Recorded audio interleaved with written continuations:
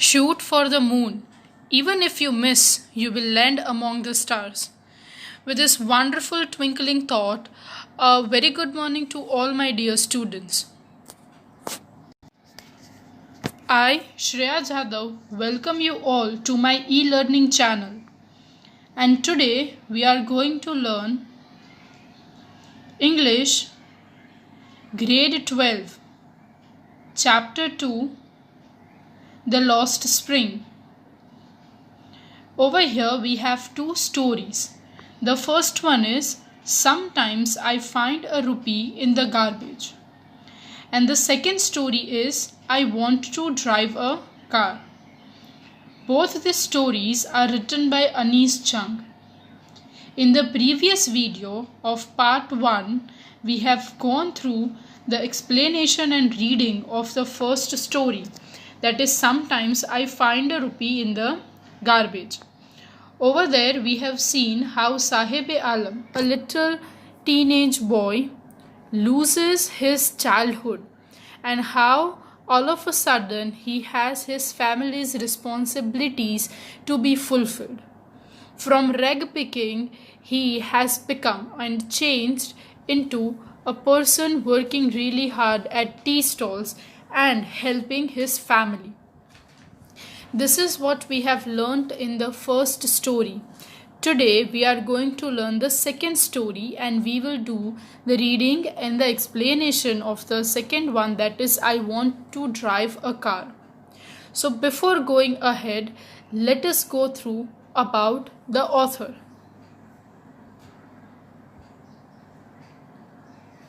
Anees Chung, born in 1944, is an Indian author, journalist and columnist for newspaper in India and abroad. Anees was born in Rokola and spent her childhood and adolescence in Hyderabad. She received her education in Hyderabad and in the United States of America. Her parents were both writers. Anees began her career as a writer in India. Setting. The following stories is an excerpt from her book titled Lost Spring. Stories of Stolen Childhood. Here the writer Anees Chung analyzes the grinding poverty and traditions which condemn these children to a life of exploitation. Introduction for answers. So dear students, whenever you write down your question answers, introduction plays an important role because it makes your answer look more presentable. So here is the introduction which you can write for the second story. Prose name Lost Spring. Author's name Anees Chung. Genre short story. Summary. Here we can see the grinding poverty and tradition which condemn these children to live a life of exploitation. Now in the previous video also we have seen that by genre this is a short story. Now what do you understand or mean by short story? These stories are short and moreover to that over here the characters are in limited number. In the first story, that in the previous video which we have gone through, Sometimes I Find a Rupee in the Garbage. Over there we have seen that we have two characters only. The first one is the writer and the second one is Sahib-e-Alam, the boy. Now in this story we have 3 to 4 characters. Now over here we have grandmother, we have Mukesh, we have Savita who is Bhabhi of Mukesh, and we have the writer. So Mukesh is an important character and the story revolves around him.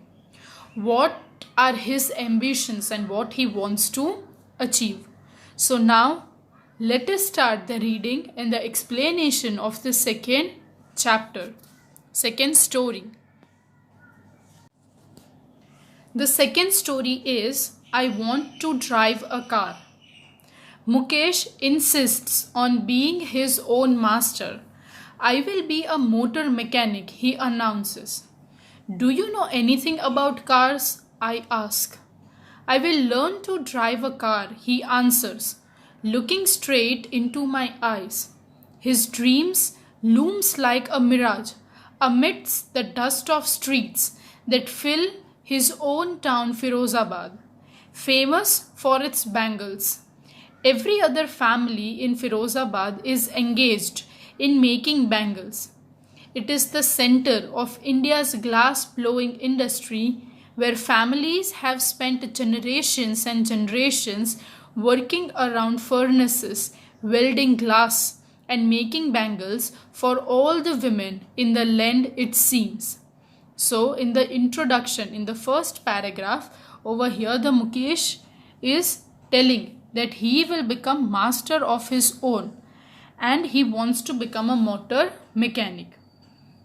So over here the writer, she is asking that are you having any sort of idea about cars? If you want to become a motor mechanic, you are supposed to have the knowledge regarding cars.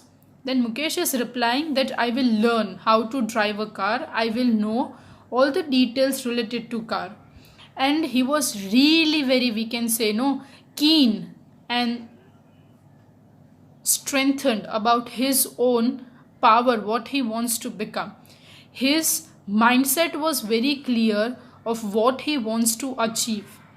And his dreams look like a mirage. Mirage, you know that it is an imagination. Yes. So over here when Mukesh was telling, it seems like a mirage. It seems like an imagination. Why? Because he belonged to a town called Firozabad. And Firozabad is really very famous for bangles. Every second family in the Firozabad is engaged in this glass making industry. And the generations living in Firozabad have spent their lives around the furnaces and welding glasses, making bangles for all the women in the land, it seems. Mukesh's family is among them. None of them know that it's illegal for children like him to work in the glass furnace with high temperatures, in dingy cells, without air and light. And the law, if enforced, could get him and all those 20,000 children out of the hot furnaces where they slog their daylight hours, often losing the brightness of their eyes. Mukesh's eyes beam as he volunteers to take me home, which he proudly says it is being rebuilt. We walk down stinking lanes chalked with garbage, past homes that remain hollows, with crumbling walls, wobbly doors, no windows, crowded with families of humans and animals coexisting in a primeval state. So now what is happening? Mukesh's family is also one of those families living in Firozabad who are indulged in glass making industry. Now none of them living over there knows that these type of young children are not supposed to work with those hot glass furnaces with that high temperature, because that is considered as child labor.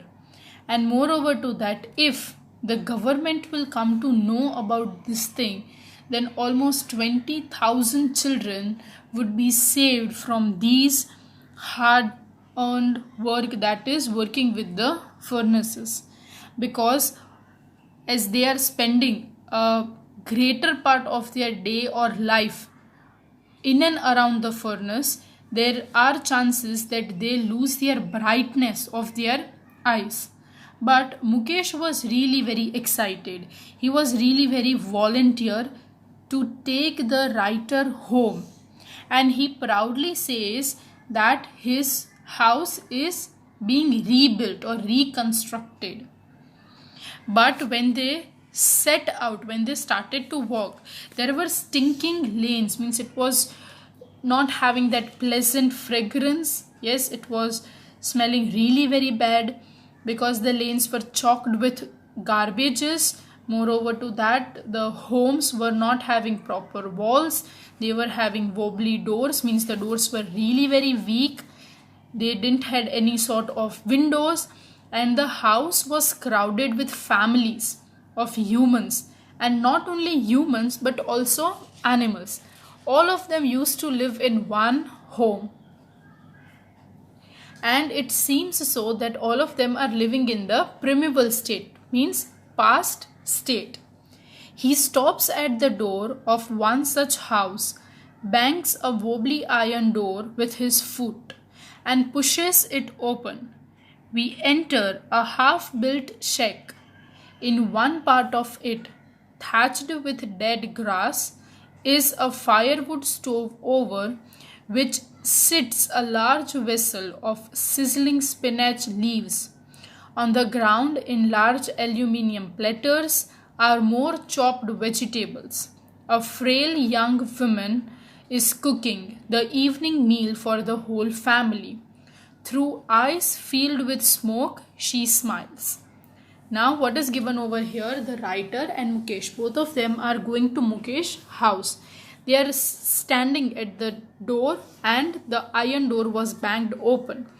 The house was only half built, okay, half constructed only. The other part of the house was constructed with dead, or we can say dry grass, and it was covered up with plastic.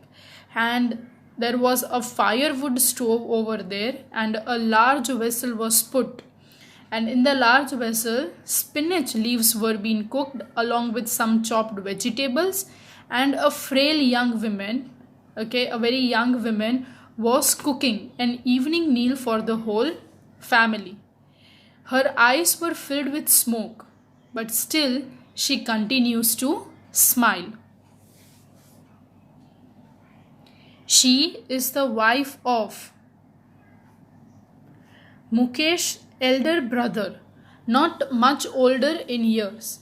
She has begun to command respect as the Bahu, the daughter-in-law of the house, already in charge of 3 men, her husband, Mukesh, and their father. When the older man enters, she gently withdraws behind the broken wall and brings her veil closer to her face. As custom demands, daughters-in-law must veil their faces before male elders. In this case, the elder is an improvised bangle maker. Despite long years of hard labor, first as a tailor, then a bangle maker, he has failed to renovate a house, send his 2 sons to school. All he has managed to do is teach them what he knows, the art of making bangles. So the lady who was sitting over there, the young woman who was sitting, was Mukesh elder brother's wife, and she was not that big enough.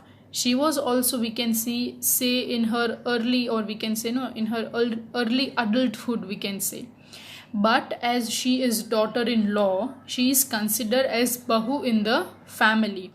And now she has taken up the charge of the house, as well as she is responsible for the 3 men. And the 3 men are her husband Mukesh, and the father-in-law. And when the older man enters, the young woman, she gently withdraws behind. She moves behind the broken wall and brings her veil. Now veil, we can say ghungat. Yes, that veil she is bringing closer to her face. Why? Because it is a tradition that the daughter-in-law are supposed to cover their faces when any elder person enters, specifically males. When they enter, they are supposed to cover their face. Now as over here we can say lack of education, lack of knowledge, they still follow these customs. And over here, the most elder person over here, the eldest one we can say, is the father-in-law, who himself has his career in bangle making. First he was a tailor, but later on he changed his profession as a bangle maker. And what he has done in his whole life, he is unable to make his house, he has failed to renovate it. Moreover to that, he was unable to send his sons to school. But all he has managed to do is one thing, that whatever he knew, he had taught his sons, and that is the art of making glass bangles. It is his karam, his destiny, says Mukesh's grandmother, who has watched her own husband go blind with the dust from polishing the glass of bangles. Can a God given lineage ever be broken? She implies. Born in the caste of bangle makers, they have seen nothing but bangles in the house, in the yard, in every other house, every other yard, every street in Firozabad. Spirals of bangles, sunny gold, paddy green, royal blue, pink, purple, every color born out of the 7 colors of the rainbow, lie in mounds in unkempt yards, are piled on 4-wheeled handcarts, pushed by young men along the narrow lanes of scanty towns, and in the dark hutments next to the line of flames of flickering oil lamps sit boys and girls with their fathers and mothers, welding pieces of colored glasses into circles of bangles. Their eyes are more adjusted to dark than to the light outside. That is why they often end up losing their eyesight before they become adults. So, what is given over here? The grandmother of Mukesh, she is telling that this is their karma, this is their karma, this is their destiny. That as they are born in this bangle making family, they cannot do anything else. Now, in olden times, there was a ritual that, for example, if you are born in a family of a cobbler, yes, then the children are supposed to follow the same profession. If you are a bangle maker, okay, then the children, they are also supposed to follow the same tradition. They cannot change their profession. Yes, over here, if you want to become a writer or a doctor, so it is not possible for these sort of people to change their profession. This is the traditional and orthodox mindset which Mukesh's grandmother is suffering through. And in the streets of Firozabad, they find plenty of different colors of bangles, all of the 7 color, rainbow 7 colors they can see. And moreover to that, the men and the women are pushed in the 4-wheeled handcarts. Yes, all the bangles are put in the cart and they are being sold. Men, women, and even all the children are forced, or not forced, but eventually they all work in those flames of flickering oil lamps. They sit with their parents, and what they learn is how to make colorful, beautiful circles of bangles. And these children's eyes are more adjusted to the dark and not to the light, because major time they spent around the furnace where everything is dark enough. So what happened? At a very early age, they all lose their eyesights before they even turn into an adult.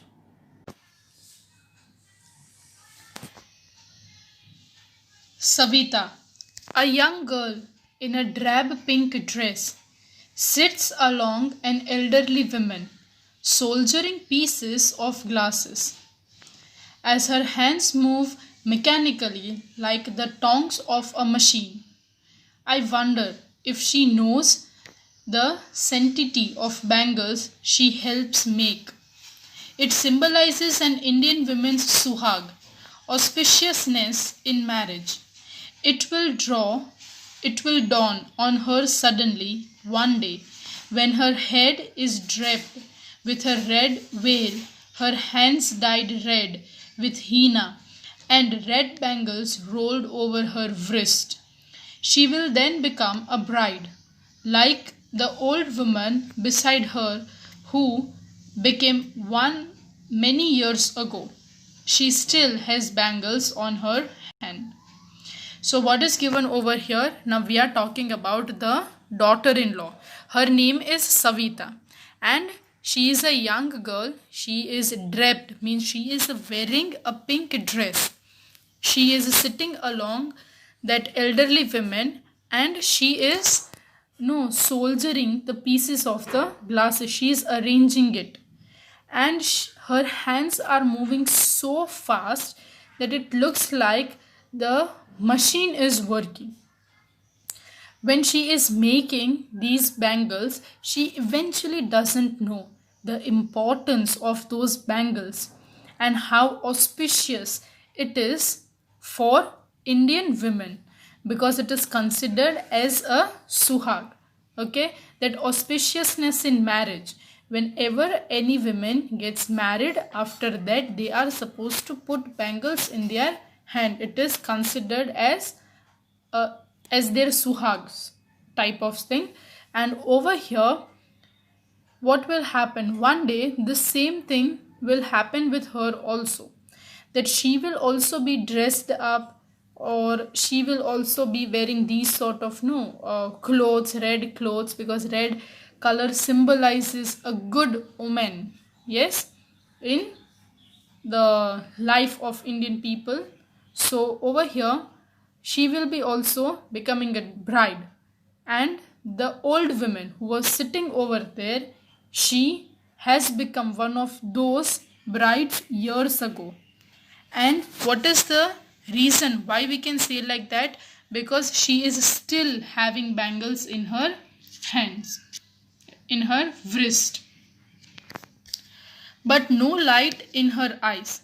एक वक्त शेर भर खाना भी नहीं खाया.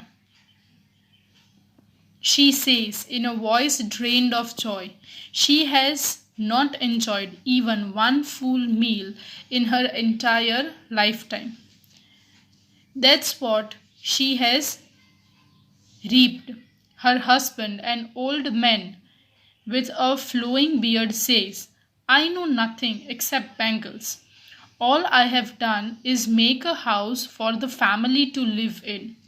So over here, that one voice is screeching, and she is telling that they haven't even got one entire meal in her lifetime. Now, because they do not have that much money, whatever food they prepare, major portion they give it to their husbands or to their children. So very little proportion of food is left for them to eat. So what do they dream about? They only dream about one thing, that at least they would have a really good meal to eat and fill their belly up.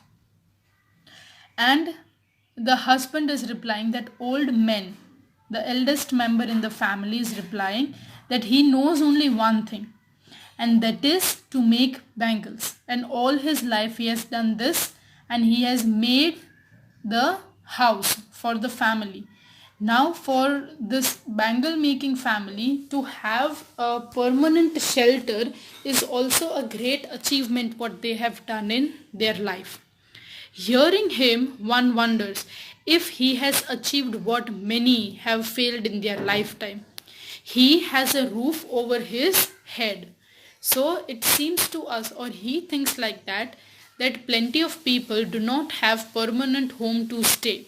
At least they have got one they have got a roof over their head. The cry of not having money to do anything except carry on the business of making bangles. Not even enough to eat rings in every home. The young men echo the lament of their elders. Little has moved with time. It seems in Firozabad. Years of mind numbing toil have killed all initiative and the ability to dream. So now all of them have only one business to carry out, and that is the business of making bangles. So they do not have plenty of things to get money through. And moreover to that, this young men follow the orders or commands given by the elders, and they have little time to move away from here, and what they have to do is just follow the instructions given by their elders and follow the traditions. Why? Because they cannot think out of box. They are, what we can say, they are following their karma, or they are following their destiny, that they are born in bangle making family, so they are supposed to do that work only. They are in a lineage of that thing, and because of this thing the young men have lost their ability of thinking something out of the box and trying something new. Why not organize yourselves into a cooperative? I ask a group of young men who have fallen into the vicious circle of middlemen who trapped their fathers and forefathers. Even if we get organized, we are the ones who will be hauled up by the police, beaten and dragged to jail for doing something illegal, they say. So over here the writer is asking that why don't you organize and form your cooperative? Yes, but the young man tells that we all have fallen into a vicious circle of middlemen, and our fathers and forefathers are following the same tradition. And for example, even if they all get organized and if they formed up union, they would be the first one to be sent or beaten up by the police and dragged to the jail, because they would think that we are doing something illegal. If we are educated and if we follow certain directions, then it is okay. But if a labor class does the same thing, it is not accepted by the public.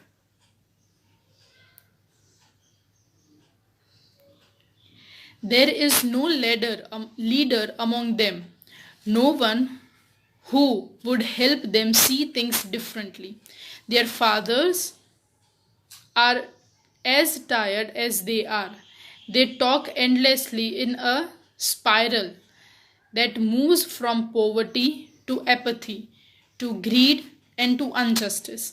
Listening to them, I see two distinct worlds.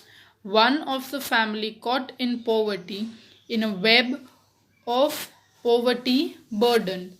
So, what is given over here? That when the writer was talking to these people, yes, what she has understood, that they are now caught in this vicious circle of poverty, and they only grumble about that they are not having sufficient justice, food, greed, injustice, plenty of things are happening with them, and now they have adopted also to live like that.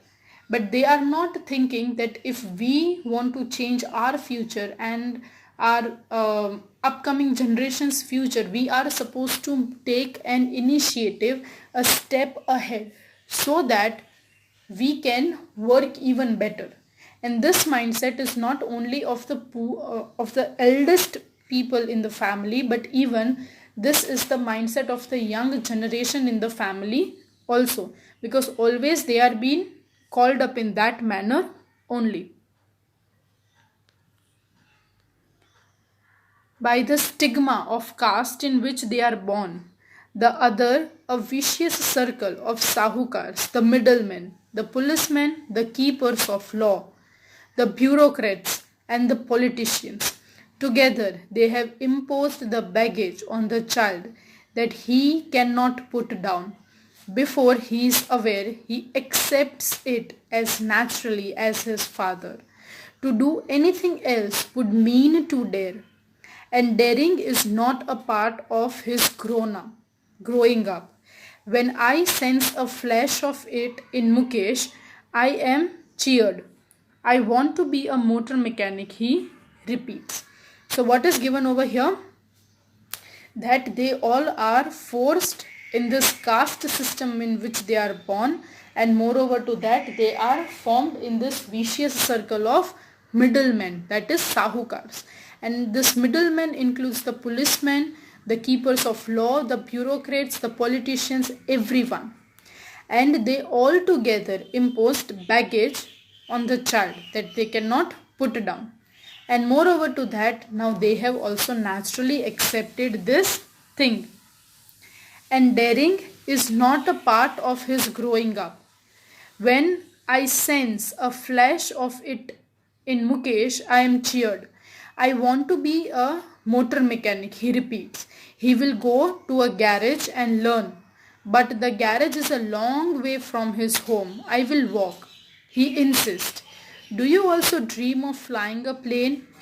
He is suddenly silent. No, he says, staring at the ground. In his small murmur, there is an embarrassment that has not yet turned into regret. He is content to dream of cars that he sees hurtling down the streets of his town. Few aeroplanes fly over Firozabad. So what happened at the end? The writer is asking that if you know that if you want to become a motor mechanic, you will have to go to garage and you will have to learn. But garage is very far from the house. But Mukesh is really very, we can say no, firm on the decision which he has taken. He is telling that it is okay for me. I will walk, but I will learn. At that time, the writer is putting forward that then why don't you dream of flying a plane? At that time, he goes silent and he says that no. And he is continuously staring at the ground. And at that time, very innocently, he is telling that there are more cars in my city or in my town, Firozabad, and less of aeroplanes fly over here. So, he wants to become a motor mechanic and he wants to drive a car. So, over here we can come to know that how he is thinking out of the box, but he has only courage to see what is in his town only. He is not having that outwardness of he can become even better than it. So over here the chapter ends. I hope you all have understood. If you still find any doubt or queries, you can comment down in the comment section. Thank you and have a nice day everyone.